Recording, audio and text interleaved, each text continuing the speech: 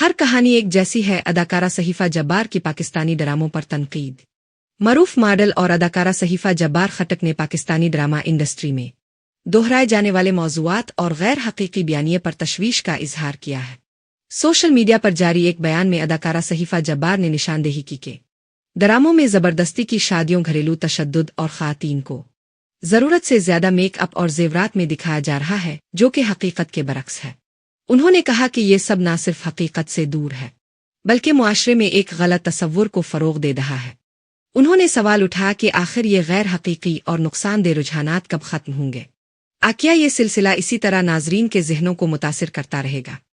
صحیفہ نے کہا کہ ہمارے ڈراموں کو معاشرے کی مثبت عکاسی کرنی چاہیے، نہ کہ ان عناصر کی جو ذہنوں کو مزید خراب کر دے۔ ان کا کہنا تھا کہ جب تک تخلیقی ٹیمیں اور پروڈیوسرز نئے حقیقی موضوعات پر مبنی ڈراموں کی طرف نہیں آئیں گے، تب تک ڈرامہ انڈسٹری میں بہتری ممکن نہیں۔